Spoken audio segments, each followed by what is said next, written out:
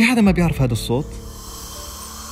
دكتور الأسنان كلنا بنعرفه وكلنا بنروح لعنده. طب حدا حاول يسأل حاله عن دراستهم، عن الصعوبات اللي بيواجهوها؟ صعب كتير بالنسبة إلي. أو حتى عن دخل دكتور الأسنان؟ كطبيب أسنان قديش دخلك؟ في فيديو اليوم رح نتعرف عن دكاترة الأسنان بطريقة تانية. وبما انه موسم الجامعات بلش وفتح والناس عم تفكر شو بدها تدرس تخصصات والناس بلشت تروح على الجامعات وتدرس، انا فكرت هيك وانا قاعد عم بحضر المحاضرة صراحة ما اخفي عليكم، عم فكر هيك عم اقول شلون الواحد بيختار تخصصه. يعني شلون الواحد بيعرف انه بده يكون دكتور او بده يكون مهندس او بده يكون يدرس ادارة اعمال ويفتح البزنس تبعه او يدير البزنس تبع الناس. عمرك سألت صاحبك كيف اختار تخصصه الجامعي او كيف تخرج؟ وهالاسئلة هي عشان نعرف عن التخصصات؟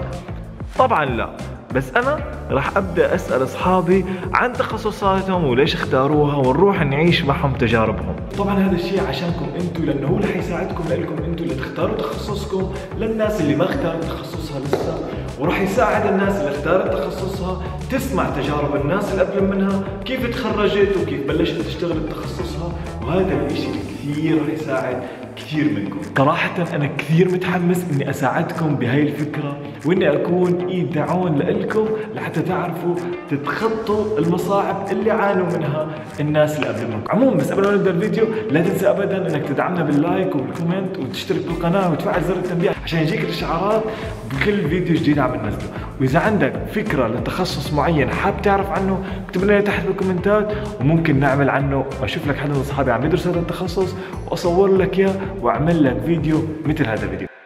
وبديت القصة لما زرت صديقتي الدكتورة غزل بالعيادة. شو الأخبار؟ والله حضرتها شو أخبارك؟ جاهز؟ أنت جاهز؟ أنا معك متحمس؟ 100%.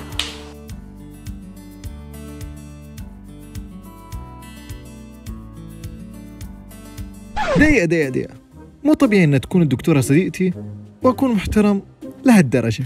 أنا راح أسلم حالي لإلها. مبين في عدم ثقة صح؟ قصدي من عندي أنا؟ لا حاولي تحسسيني بأمان بالشيء اللي مبيت عليه. هذا شو؟ حلو بس كنت تقعد بس هذا الزفت ممكن تقعد بس ما تحط عليها موسيقى بتلعب الأشياء. أول شيء ألهم طالع. غزال يا غزال سمعتيني غزال؟ اقعد. أنا في كبسة ثانية بعرف شو وأنا في هي كبسة ثانية، أنا بعتب فيها مي. ماشي اعمل لك هون. وليك الكبسة الثانية موجودة عندي. أهو ما بينفع والله. ليش اخترت دراسة طب الأسنان؟ معكم الدكتور أسامة هيجاوي، صاحب مركز دكتور أسامة هيجاوي في وسط اسطنبول. كنت قادر أدرس طب أو طب أسنان، بس طب الأسنان كونه 5 سنوات، بعد 5 سنوات فيك تشتغل، غير إنه الطب بدك تعمل تخصص ومشواره شوي طويل، فهذا الإشي الأكثر اللي ميلني لطب الأسنان لأدرسه. إيش هي أكبر عقبة بيواجهها طلاب طب الأسنان من تجربتك؟ العقبات اللي واجهتها بالأول صراحة كانت هي اللغة، يعني أنا واجهتها اللغة، كونه أنا المدينة اللي ما كنت في سنة هذا الكلام في سنة 2006، كونه بسنة 2006 ما كان في عرب أو لا جالية عربية في تركيا، واجهت مصاعب باللغة، كونه جميع المواد، الأحياء، الكيمياء، الفيزياء، المواد بسنة أولى أو بشكل عام الأناتومي كلها باللغة التركية. ما بوثق فيك.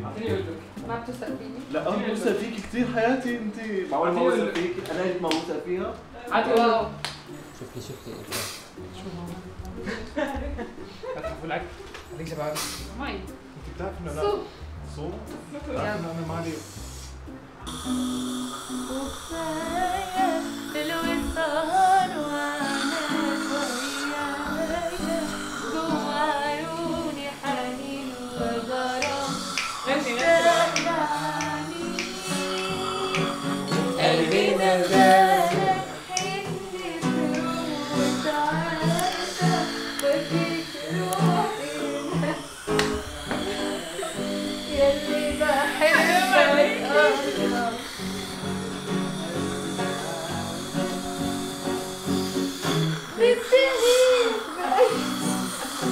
السبب اللي خلاني اختار طب اسنان انه طب الاسنان من التخصصات اللي كثير حلوه وممتعه. صح كثير متعبه، لكن نتيجتها كثير حلوه. يعني مثلا بيجي المريض عنده وجع بالسن معين والم كثير شديد، انك انت تشتغل له في نفس اللحظه وتشوف النتيجه في نفس اللحظه، هذا شعور بخلي الدكتور يحس انه هو عامل يعني مريح بني ادم. يعني بالاخير وجعه جدا مؤلم، لانه الشيء مو سهل انه سنك يوجعك ما يخليك تعرف تنام. لي كثير تحدي يعني، فانا بلشت ودرست بالتركي، وصراحه التركي كان كثير صعب بالنسبه لي، فهذا الاشي كان كثير عقبه، بس الحمد لله يعني مشى وتخطيته. بس نصيحه مني للطلاب اللي بدهم يدرسوا طب اسنان بتركيا خاصه، يدرسوا بلغه هم بيعرفوها اكثر. يعني بتعرف تركي 100% ادخل تركي، اوكي. بتعرف انجليزي ادخل انجليزي، ما تدخل لغه انت ما بتعرف فيها عشان ما توقع مش زي ما انا وقعت، بس ممكن انك توقع. يا جماعة الخير الموضوع شوي مربك، لأنه أنا أساساً ما بحب أزور دكاترة الأسنان أو ما بروح لعند دكاترة الأسنان. الحمد لله ما عندي تسوس بأسناني وما عندي مشاكل بأسناني. يمكن اللهم أنا بدي أركب تقويم وخايف وهربان ما بدي أركب تقويم. أنا بخاف من الإبر، أقسم بالله اللي بتتاخذ بالعضل جاي تحط الإبرة بتنهي. المهم يا جماعة الخير دعواتكم. يا جماعة الخير تقريبا هذا الدقائق الأخيرة قبل ما نبدأ بعملية التنظيف. هذا الكرسي اللي حيشهد العملية. طبعا ما لكم طبعا الأغراض بكل مكان، كله نظيف كله مرتب كله مجهز، طبعا لكل إشي مغلف ومعقم. وهي الشغلات اللي ما بعرف شو هي، الله يكون بعوننا. هذا الشاب اللي خلف الكواليس كمان الله يكون بعوننا. أنا ماني متوتر أبدا صراحة، الوضع تمام، متحمسين للتبييض مش التنظيف. من كثير ماني متوتر عم بقول التنظيف وهو تبييض مش تنظيف. كم ممكن يكون دخل طبيب الأسنان بعد التخرج؟ كطبيب أسنان قديش دخلك هذا الطبيب هو اللي بيحدده. ممكن يكون دخلك $10,000، ممكن يكون $20,000، ممكن يكون $50,000. هذا بيعتمد على شطارة الطبيب، قديش عنده خبرة، قديش بيشتغل بأمانة بشغله.